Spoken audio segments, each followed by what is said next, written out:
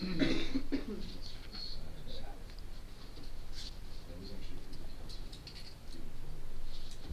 a concert happening? I avoided that. Next item, request from Warren Shop to conduct runoff testing from the Bieber Transportation Group property. Yes, and actually, what was put on there is not quite what I'm talking about. I brought along some information. Well, we have to stick to the agenda. Well, that wasn't, I didn't actually ask to get on the agenda, I just kind of wound up on it here. You have to come What we're talking about is, You've been around too much to be off the agenda now. NPDES. Everybody really know that, some folks here know what that is? Yeah. Okay, we're talking about what is our pseudo MP4 system and the idea of what is known as the duty to mitigate. And here is a copy of some things you guys are going to have to share. I did not bring enough for everybody. So you're going to follow along with the bouncing ball as we go through a journey. Are Right. you legal to this? Right. Not on this committee. No, yeah, I know. And a journey here about a file search that I did review at the DEP. Okay, Now, what state your address? I'm at 337 West Walnut. Now, Bieber Tourways has what's called a PAG 3 permit, which is basically a variance that allows them to have pollutants in their stormwater runoff based on the fact that they have a 100% impermeable surface. They got that permit in 1994, they renewed it up until 2005, where it went expired until 2013. During that 8-year period, there were 2 recorded spills documented. One is actually in one letter, is in the Borough records, stating of a 62-gallon spill that ended up in the Subcommittee, where they did not report it. It was found by an individual, reported to the Borough of Kutztown.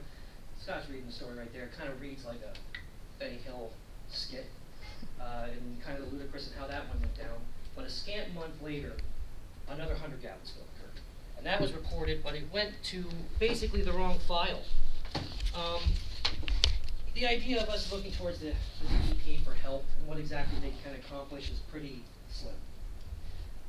In looking at their current permit, which what you're getting into is what's called the PAG 3, right away, and to get beyond the idea of water testing, right away the PAG 3 permit, way go to green, page 6. It says that the permit may not discharge floating solids, scum, sheen, or substances that result in observed deposits in the receiving water.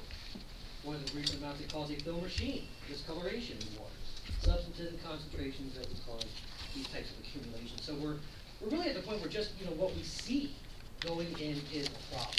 Now, they are required to have this duty to mitigate, and they have not accomplished that. These things have been seen exiting the property. They were witnessed by several people here. What happened on Tuesday night into Wednesday morning with the leak of hydraulic fluid.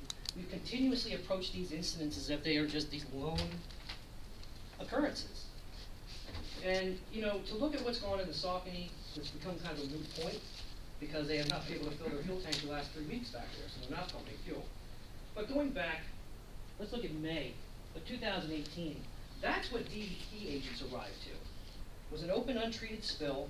At the same time, a vehicle actively leaking fluids. Now, the DEP agents arrived and see this, and we're talking about page 6. We're not even deep into this yet.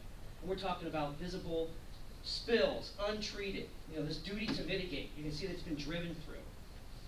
And here we are a week later, and we can see this is actually a snap of a video. You can see that that's how visible that is in running water, steadily coming off the property. The consistency of the location, in that the water running downstream is then clear to this point where you see this exiting off the property, and that is repeated again and again. That can be seen where it's coming from near the wash bay. And right here again, the clear water coming down the alley, and right here is where we see that turbidity begin. That area is just permeated with fuel. And when we get a decent amount of rain, please pass it around and share with me some wonderful pictures. You should see it as well. Now moving ahead, okay, we see these incidents, we see the steady occurrence because of the vehicles in the state that we're in, causing these leaks. There's also what's called BMPs, or best management practices, which outline all of this. I have been complaining to the DEP for 2 years, and I'm on record about these exact activities: working outdoors, not utilizing drain pans, moving forward, right here on page 6, we see the best management practices definition, which describes the acts that I'm talking about. As we move forward, the next page, we're going to go to page 12, where he talks about immediate reporting. And the incident that's listed, that Sky saw read already, they went over 12 hours after knowingly dumping fuel and did not notify anybody.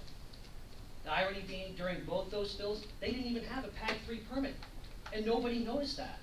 There's some amount of violations that were possibly found with the first incident. There's a lone letter in Borough of Kutztown file stating that there was some research done into violations and they didn't sort of fines being assessed. But I think it fell flat because they didn't actually have a permit at the time. And nothing went on. Not until 2013 was it actually discovered to not have that. Now here in January, we begin to see some of that, what's known as that visible turbidity. Here's a scene out near the street at White Oak, where again, we had 534 towed in. The same vehicle, in fact, that caused the 62-gallon spill in 2008 is still on the road. 10 years later, still leaking directly, even closer to storm drains this time. Now we're going to get to what happened on last week on the 30th. And these are the ones that truly sort of define what we're talking about. This is not just a mere sheen. And the consistency of this sort of behavior, of course, is always just this lone incident, right? Except for the pictures from 2017 that look exactly the same. When Mr. Hafer said he'd never seen anything so bad last week, I told him that that actually wasn't as bad as I'd seen. The consistency of this, and looking at in our future, from what I understand is pushing towards that MS4 permit, is going to state that the Borough of Kutztown is going to have a duty to mitigate, because it's my understanding that that separated storm system basically becomes an extension of the waterway that it empties out into. Now, Well, what are they allowed to, I mean, I know there's. that's in Appendix L. You can actually see the total dissolved solids, and there's oil and grease amounts. If you go down, it's going to start. Is that in the back? Yeah, keep going. It's like after page 23. If you keep Because going. I know there's a. Yeah, there's allowable amounts. Okay, but yeah, that At would. a point that they have to. Yeah, but that would require that they actually did the testing. No, I mean, I know like in my field. Yeah. When I'm on a site, like if I'm building a Walmart, I know if there's a spill over 3 gallons, it has to be reported. On some sites, and I don't know, I mean, you might be able to help me out here. And that's detailed in that duty to report about the exact amounts and of what material and where they go What to is find it, that what out. is it, what is it typically? Is it typically 5 or 10 over 5 or 10 gallons? I believe so. Okay, well here's the show, right? They're saying that in that second spill, that call that went in under a tank permit, where they Right. spilled 100 gallons. Okay, 100 gallons coming out of that pump, that thing probably averages about 25 to 30 GPM. You're talking about it unattended for 3 to 4 minutes, putting 100 gallons on the ground, but yet somehow they're saying they diked off a storm drain 45 feet away in time to prevent any of that from entering the storm system. That's simply ludicrous. They claim that, the Kutztown Fire Department was involved, DEP, and Elk Environmental, and there is zero record of that. The first spill in January has a litany of receipts and documentation from Elk Environmental following every grain of that oil dry and where it landed basically in Maryland. Do they have the oil water separated? They do in their wash bay, Th- and that this handles is- what they're, this is what they This bring. is, this is kinda coming outside And here's their containment method. Okay, so this is today. And again, we see the same reapplication of the universal gray spill mats that are laying in the water puddle, which then are not capable of absorbing the diesel fuel that's coming out of the ground. Well, in all fairness, Afer and I were up there yesterday, met with them, asked them to go around, clean up any oil spills that were on the ground prior to the rainstorm. Well, that was their solution right there. They keep at it with these gray universal mats, and they put them out in the rain, and the first thing they do is soak up water and lay. They have the same mats we do that, does the oils, not the water. The gray ones, or are you talking about the tube ones there? Both of them, they said both of them were. Okay, because I have plenty of like video and photo evidence of those gray ones laying underneath water, on the macadam, water running over top of them, oil running right over top of that. So. Well, maybe in the past they did, the ones that were putting. The ones they had there, like the tubular ones, I believe, are oil tight. But again, they're not properly burned or diked, and what we're gonna see again is that again, once we get a decent flow coming tomorrow or Thursday. And then the incident on Thursday was, result of a salt spreader spraying a leak while it was activated. And they're saying 2, but most units I've ever worked on were 5-gallon reservoir because of the dump bed and the spreader. It's the smaller pickup style.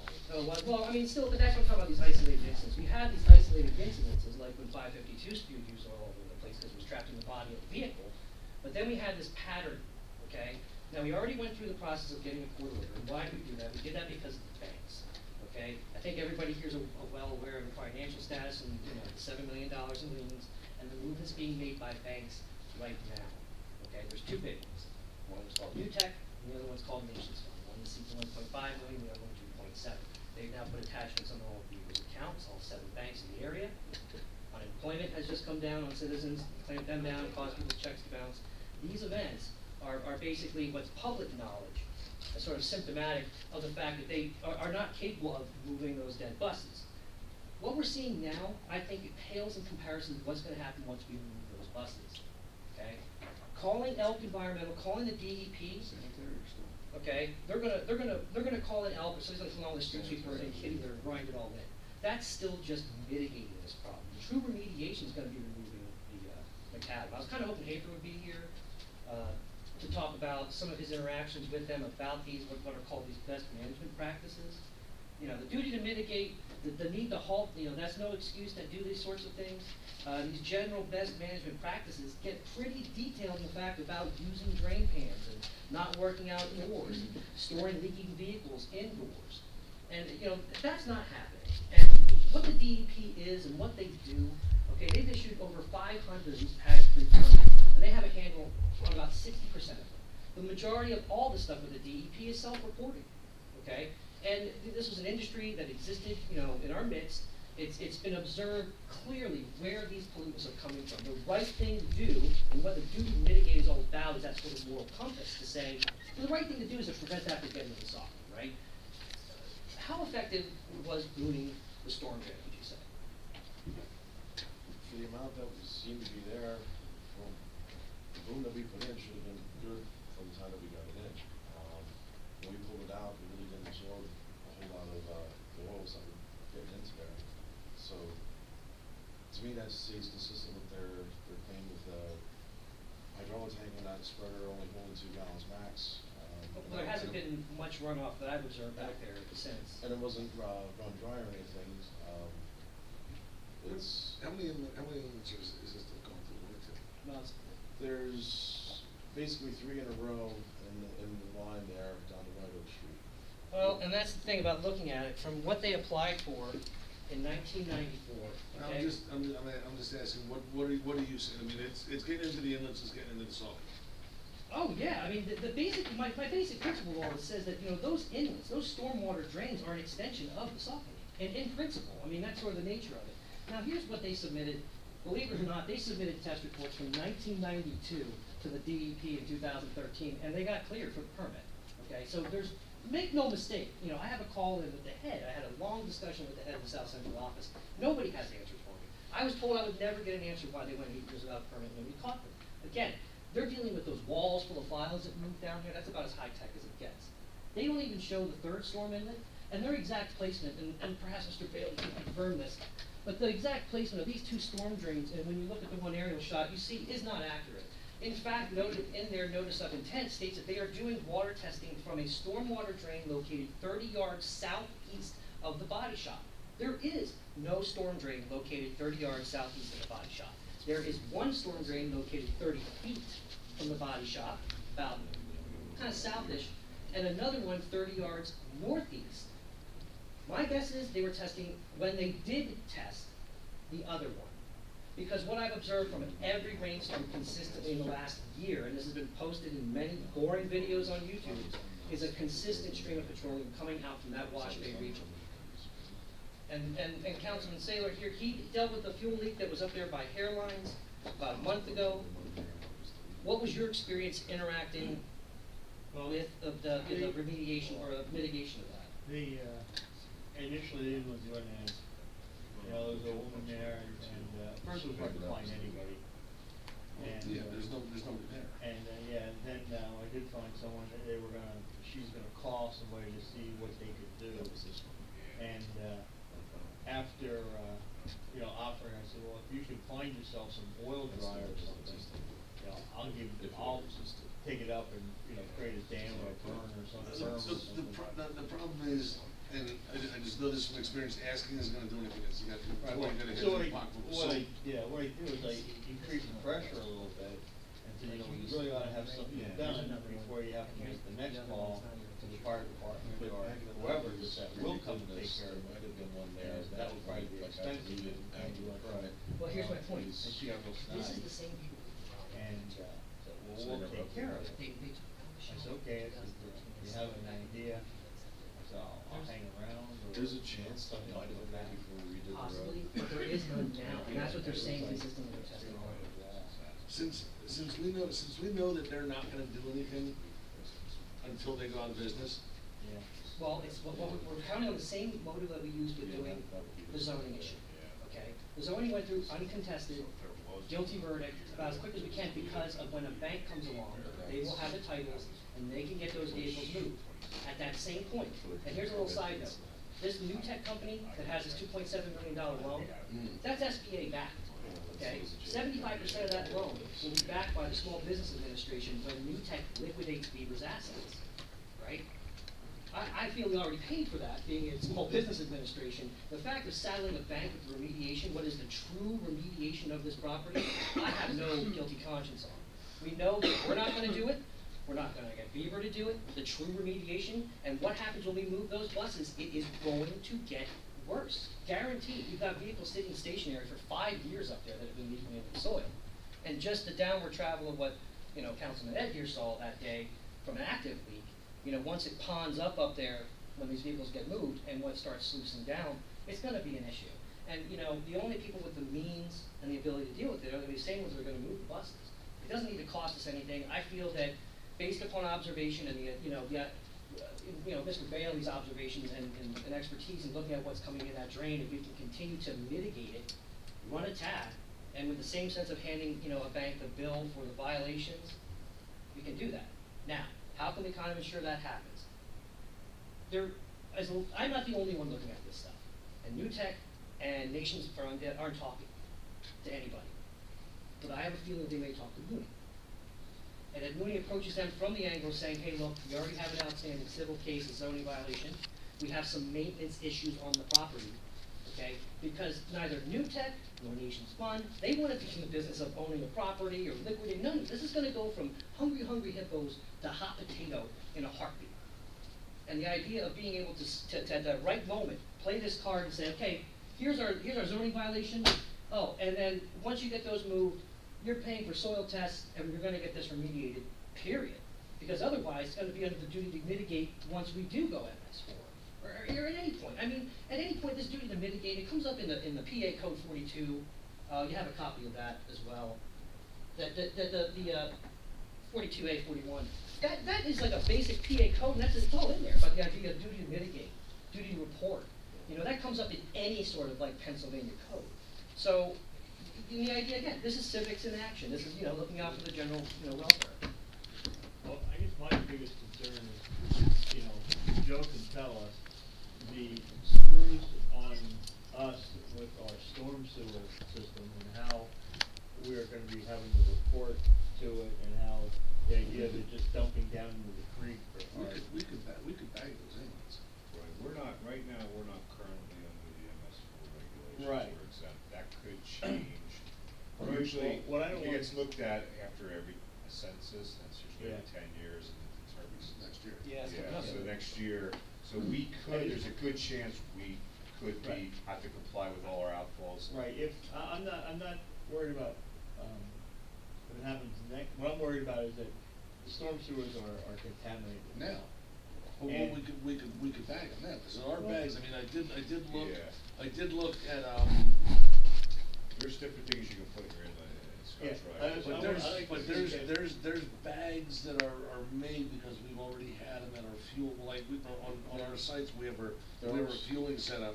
There are bags. And we start doing stuff, we have certain bags, we put in those inlets that were different, some, and they have a gel in them that sucks the oil. Yeah. So, it's only a $50 bag. I mean, I'd like to see us. No, I was looking yesterday, or the other day, I was asking, because I knew we had this this whole thing, and I talked to my site guy, and I think they get them slough kits for like, maybe $100, $150. Well, I would see us do something to stop it from flowing in now, bag it, whatever, but also get somebody in there and see how bad it is from there to the creek, because, that will be our responsibility, and, 10 years from now, either 1 year from now or 10 years from now. We'll be required. And, yeah, and that'll be And that's our gonna be, like, problem. that's so- this very basic code 42 It's stuff. all gonna be washed out. Well, is There's nothing sitting in the storm sewer now. No, actually, you gotta monitor it after you got the 3 consistent days of dryness, so you have a more representative, because. Just do we get it clean and stuff now, But so we can put it on their tab? putting the bags in it now. Yeah, it's a will safety Will prevent. prevent stuff from, it's not gonna prevent it from running to the drain, but it's gonna stop it in the drain. It'll help. I guess my question to you is, DEP, and I apologize if you already said this already, they were on site, correct? Yeah, they've been on site multiple times. They're the only governing body that has the power for To do enforcement. That's the thing, that they actually don't have an Seriously, enforcement I body. know that for a fact, we could cite them under property maintenance code, and maybe and so forth. Brian, correct me wrong, maybe that's something Matt needs to clarify, but when it comes to violations of the Clean Stream Act, the DEP is the agency. Yeah. Even the county conservation can't, they will use DEP and bring them in on a construction site if there's a violation. Right. But ultimately, DEP, Which one, I mean, what the it's a actual. trial, I've Okay, been the actual through it. conversation went like this, I went through 3 hours of file review. I was waiting for the electronic stuff, believe it or not, when I met with this guy, Victor Landis, who, literally scoffed at 162 gallons and said this is trivial. I deal with thousands of gallons of spillages. And the DEP is a very slim budget agency with bigger fish to fry. I mean, and that's the basic attitude. We're kind of on our own in that sense. And for them to pursue this, they have historically never violated a PAG 3 permit. Okay, they're accepting 60% kind of coverage and understanding of who's They doing never what. did any testing. That's all self-reporting. Okay, Beaver's required to go out half an hour at Right. the start of rainfall Part and of it, take their part dip of it. once or twice a year. It's supposed to be twice a year. They've only ever done it once a year if they did it. I have test results here. I mean, this is.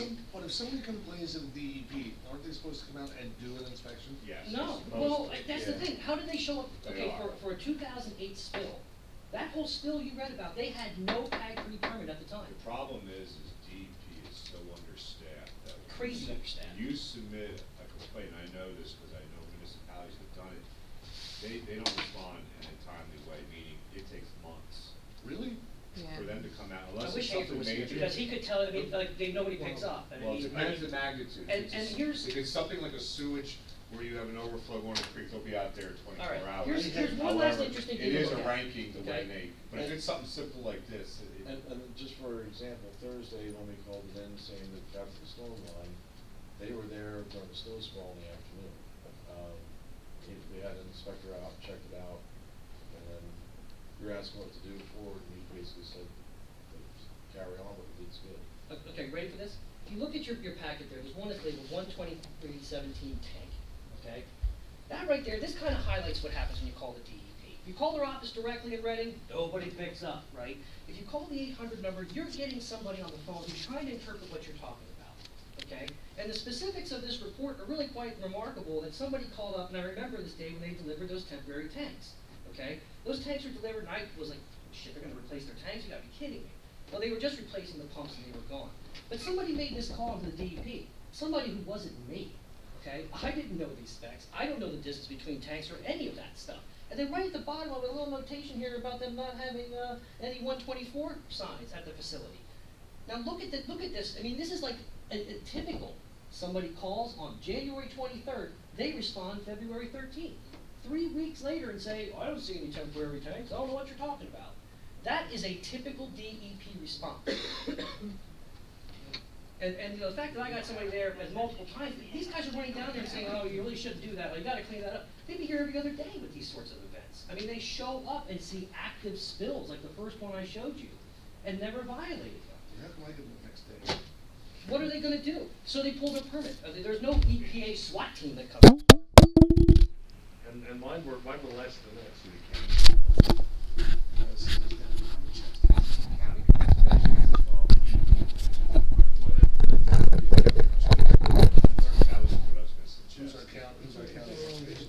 What's that? Is that Larry Lord? Larry wouldn't be the person, it would probably be Dean Drunkenmiller, he's the chief or the head of over there, but he would send somebody else out, but I would recommend sending the conservation district. They might have a little bit more. Because I've said that multiple times, the conservation district conservation district goes first. They're the ones, Right. they're the ones that will come in first and. Well, they'll try to work it out, and then if they can't work it out, then they get DEP, and DEP will get involved much quicker with them because I mean, I have a call. they have a working relationship together. Well, the email you got, that you guys were attached to, went to the head of the South Central office, okay, this guy Joseph Adams. I mean, I had a long talk with him on Friday about this. And like most people, they wanna get to the bottom of this, you know, and I've been to the bottom, there ain't shit there, man. You know, I mean, this is just. Has anybody talked to conservation though, personally, or? I was gonna ask Who is, that. No, who is it right and, here? and I have, because the thing is, here's the thing, we're at that mitigation, we're not gonna be able to remediate this thing correctly, and testing the water and seeing what's in it, it earns us nothing. Right now, to do what we're doing and stave it off until somebody steps in and takes this property, which is happening. Look at the actions that are going on with these banks. You know, these are recent actions, they got after 7 different banks. Okay, Nations Fund wants their money. You know, New Tech somehow, amazingly, court was canceled twice in a row, a whole day, for this New Tech company. Well, when they get cleared through court by the 5th, they're gonna make their move. I mean, and we need to be ready to hand that to them. And really, I think just doing what we're doing, having the intent, because we can't do the real soil testing until the buses are moved, but we run that tab, we try, maybe talk about having, we make a call. Soil testing after busting. No, that's what I mean, we can't get on there. And, but you know what, it's gonna be just like, who's the slumlord now in town, what's his name, Mattia? He bought the paint factory, where I rented from him when I had my business. I rented a space at the paint factory. The old The Allentown. old Allentown paint factory, he bought that for $42,000. It was a huge building. Yeah, I think that. And I was in there one day and guys, DEP is a trailer center. Guys walking around in nylon suits, with respirators on. I looked and I said, what are you doing here? He goes, we're gonna clean this place up. He said, there's enough lead paint in here. I said, I've been all through this building. I've been running and grow to tail. He goes, no, we're gonna get everything out. So DEP paid for all the cleanup, spent $750,000 on cleanup. And the mayor of Allentown gave Atia this glowing accommodation and recommendation or plaque and everything for taking an old building in Allentown and turning it back into something when he spent $40,000 and Well, the taxpayers of Pennsylvania spent the other $750 to clean it up. Well, the way it went down here was that, you know, they let their permit lapse, they had a 62-gallon spill, and it was kind of looked at, they paid $9,600 to clean up through that through Elk Environmental. A month later, report a 100-gallon spill under their tank permit, so that went into a separate file, nobody ever looked at again, and by 2010 accepted a $235,000 check in grant money from DEP towards the purchase of 4 new buses, but nobody mentioned the fact that they didn't have a permit even then. John Hager himself gave the check. So, the money aspect and where it's gonna go with the budgets and all that, I think personally that a third, you know, bank doing it, motivating them because you've already kinda got them by the tail. To say like, we've already observed this stuff, we've already noticed that you're in violation of your PAG-free permit, we can start going around the nomenclature that you need to. But the idea of getting an idea of who's gonna do it, making that move quickly, because it's gonna happen, really quick. You can say, you know what, you gotta get the buses going, we should reset that fining the moment if they take property, you know, the fine should reset, start rolling again. That'll be the motivator for them to get them off.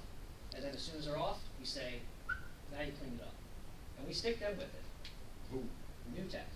They're the ones who are looking for 2.7 million. Right now, New Tech and Nations Fund, they're both listed on here, you can see their actions. Right now, Nations Fund's only looking for 1.5. They both have promissory notes for the property, they both have confessions of judgment, they have interest in the company, they both have dibs, okay? One of them's gonna take the stuff, the other one's gonna take the property, okay? And that's what we need to suss out. And that I think Mooney can. I think Mooney can from the angle of looking at, we already have a zoning violation, we already have this property maintenance issues, we've documented it, we've got a running tab. I'm just kind of wondering what your intentions are. Well, can we at least get these, bags, socks, whatever, into our own storm sewer systems, or at Yeah. least catch it there? That's all we really need to do. I think that's all. And start a bill, and Oh, yeah. have Mooney just. Honestly, I think we've already even do that when we've asked them to do different things as problem is that the ones they don't clean up. I mean, the ones that But I've if observed we do not it for the clean. bags, we'll Like, open the up boxes and bitch is, bag the it. bitch is, they're probably not, unless we tell them exactly what bag to put in. Well, If you tell them, say, hey, you got a bag for I something don't catch think oil. we want them in our no, storm we could do drains. that, we could tell them to get a Well, bag for a it's two by that's not five in the box. drain, it's just topless, grab and drop a bag. Yeah. They're- I mean, do we want them to do that, or you prefer your guys to do that? Well, if they would buy the bag, We're then we gonna go have there. Okay, you say by the bag, you could also assess, make sure it's the right bag then. I think us doing it personally, I think us doing it ensures the job is done right, the right equipment is used, and we can run a tab and get paid for it They later. don't have, you're right, they don't have the money. Well, but I'm Yeah, saying is they every don't time. have the money Let's for just it. make sure we're But every covering time our own we've asked ass. them to do anything, they've gone and done it, as far as cleanups go. Yeah. Yeah, but I had paid for there how many times, man? Why don't we know what the exact right bag is, tell them, you know, you need to buy this exact bag and call us when you have it. We will go up and we will install it, and then we can double check, make sure it's the right bag. We're gonna put it in so we know that not only is it the right bag, it's installed We should be billing for that. Right, and of course, and then, you know, we have rates for, you know, our equipment and our time and stuff like that. And say, okay, you know, here is the bill. And, start with giving them the bill and then, Well, we're not gonna get paid by the bill, why don't we buy the bags ourselves? That's a good- well, I think. That way we make, we Yeah. should get talk to them. That way, we make sure they got the right bag. yeah, well, Instead of telling them, And we we have have, to I'd say pay do the that, first we option, give so them the we are, bag. I'd say do the first option, so there's less money we're spending on it. We're not gonna pay, we're gonna end up paying for it anyway. well, I mean, if Brian thinks we can at least try it. I'd say at least try. And if Brian thinks he has a working relationship with him, but If it let's doesn't, make this, if it doesn't work, then we buy it. you know, But- But do we put a time frame? Yeah, we Yeah. do, cause today's Tuesday, next Tuesday. if they don't have the bag. We have rain tomorrow. It's gonna rain It's tomorrow. gonna rain for the next 10 And what if days. they don't have the bag on Tuesday? Well, then don't we go out have the and buy bag. it. Then Well, we go out and buy it, but then again, here's the problem I've always had with doing that. Because we've done, this is, in the construction industry, it's a notice to cure, or a 48-hour notice, or a 72-hour notice. So you didn't do your job. So I just handed you a 72-hour notice. Now you got 72 hours to get it completed. 72 hours, you go, or I'm gonna do it and bill you for it. So in 72 hours, you don't do it, and you haven't even started to do it. So now I gotta start the process. Right. So it takes me 3 more days to get the bag to put in there. Yeah. So the 3 days that I wasted waiting for you to do it, and the 3 more days that I wasted doing it again, it's rained 6 times. Right, So just go buy the damn bags and that's put what them in I a hole. just said. Okay. That's what you said, but that's what, And I agree, and I agree with you. Yeah, I buy think the that's what we bag. do, buy the bags, put There them you in a go, hole. Brian. Do it. Buy the bags, let's do Let me it. know what you guys, what you guys, because I was gonna have like a brand. I'll send you one, I don't, cause I did, it was an oil separator bag. That's because we covered. You just did. So I was looking right on the. You paid $900 for a wrench too. And it was one of the, Well, looking right on the big website the other day, the ones I was looking at were like a brand. it was one of the ones, what are the biggest ones for construction? What's the one of the big names? The name that I saw was. Mirabai, That's the and one they that do points a lot out of the geotextiles, but they do bags too. The name I saw was one that I've seen Yeah. on sites and on our Ron, bags. do you They need make these back? the E&S one, don't they? Do we have these, They- Lauren? Lauren, do you need these back? Yeah. No, you can keep that, I mean, there's some information in there, it's kinda good. But the one they made for. Silt Sack is the brand name for E&S. But what it is, it looks like the silk sack, but then it's got a tube in it, yeah. Yeah, it is, I swear they were maybe $150, $200. Well, let's get them, like tomorrow, I don't like the idea of spending a grand. or you have 3 inwards. So you're. Is it 3 or is it actually just the one? The first one's the one that takes the brunt of it, to be The honest, one- and the lowest I've, one takes the what? yeah, and I've never What's looked at the over- ones over on the parking lot, in front of the corporate office, I've never looked at those, but those are, this is a They're parking high. lot. They're on the high side. Yeah, but there's a parking lot, that one right there, that first one is that's the one. Yeah. But but then what comes down off the secondary side alley, I can't think of what a ticket office comes down, gets in the second one. Yeah, it's a little juicy And these then when days the too. buses park at the ticket office, that one, all that would go down in the second Well, one. let's, And you then know the one what, at White Oak catches the tomorrow, third. order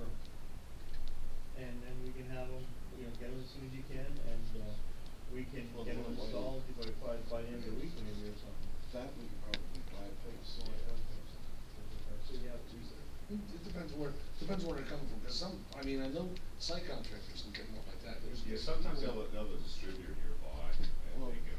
Big Absorbance has a distributor. Well, if you're nearby, you can That's pick 'em up. Basically like a thing in there. Cause I had nothing else going on. But that,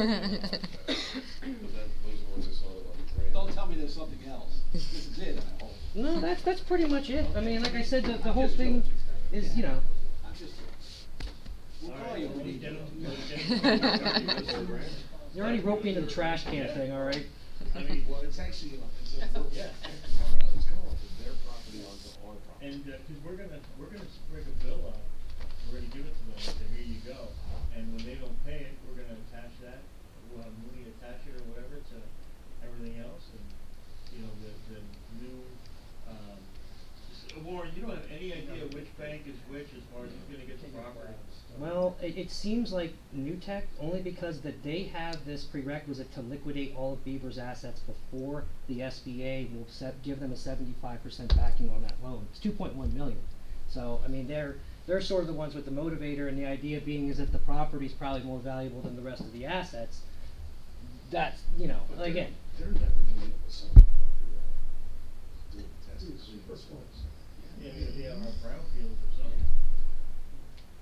You know. But that's what I'm kind of hoping to guilt the DEP into helping us with a little bit, is Well, that they that. won't Well, be able to sell that property without. well, that's what I'm kind of hoping that this guy Adams gets back in touch with me, and we're kind of guilt tripping him to saying, you guys didn't do anything, can you help us at this last minute with soil testing? To get that process started, maybe we can have a legal requirement to whoever's holding that property that you must do. Well, they're not gonna be able to sell it Oh, no. because they're not gonna be able to get a clean title for it. Just like buying a gas station. If you buy an old gas station, yeah, the gas station for sale for $40,000. You didn't even talk about the tanks. Yes, if you buy a gas station, You know, the person who because buys it that's what it is usually the one that's gotta clean it up. Yeah. And that's why the properties are so cheap, but none of them sell. Well, that's the thing, Because nobody wants to spend a couple $100,000 to clean it. well, there's a 15,000 gallon double wall fiberglass tank, that's for diesel, but there's a 10,000 gallon steel tank for home heating oil on that property still yet too. And plus other underground waste oil, new oil Just storage, so. know what you're buying, and then if they're good for so long, you make sure you have that. You said about changing them out, I said, yeah, you gotta. It figure depends out. on how often you need to be changing. The only problem is with it. Well, they're just looking for so many gallons or whatever, but I mean, if it's the sheen that's in it, maybe it's not a lot, maybe it lasts for 3-4 weeks, who knows? The only problem I see with it is what's gonna get past it. Look at the next one down the hill from it. Well, we'd have to do, at minimum, we'd have to do 2 or 3 there. The one that's in the intersection of White Oak, if we do the top, the other 2, we're probably good there. Nothing really should get to that third one, but if it does, Just throw a bloom in or something. Just because I know that, I mean, they do slow, one, for the dirt ones, you know, they Yeah. slow Yeah, the flow they on the slow dirt down, one. and then it goes So I around. don't know, Yeah, I don't know if it happens on with an oil one, if it slows the flow, or if it actually catches it decent. Unless they think it might like overrun it then. Well, what happens on some of them is It builds up it builds because up. quicker, And because then- they gotta. And then it might that is on a hill, it might trail off to the next one downstream. So we might have to find the next one downstream and make sure something like that. At the very minimum, we have to do the 2, if worse comes to worse, might have to do the one in the intersection of White Oak. Okay. Just The so one in the intersection we're, of White Oak's that stupid little. just so So we're leave prepared. that to Wino, give Dennis.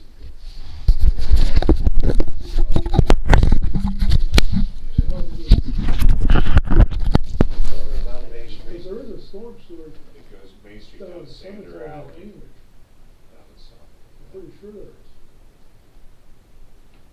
There's one in the cemetery? I gotta double check, but I'm pretty sure there's one in the cemetery. In the cemetery. Yeah, down near Greeley. That's on the other side of the hill, No, this no. one. No, the Down line, by Dallas house. it goes down Main Street, goes to Sander Alley, and goes down Sander Alley to, the creek. And I gotta There go, was one sitting in the grass. it's area. almost fell in.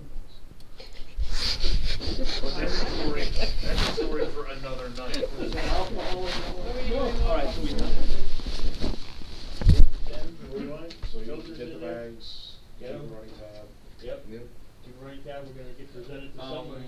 We should get somebody to send something to Bieber, just so they know. Go to the Beaver. Yeah. make contact with you and Yeah. Brian and tell them what we're doing. I mean, Or maybe we could even say, well.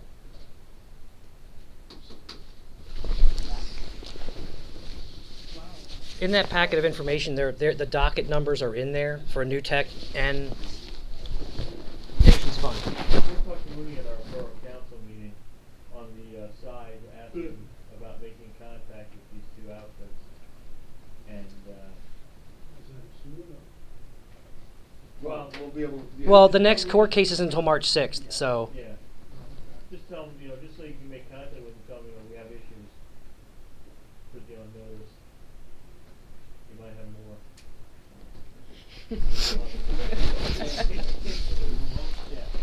All right, very good. Joe, we got, All right, thank you guys.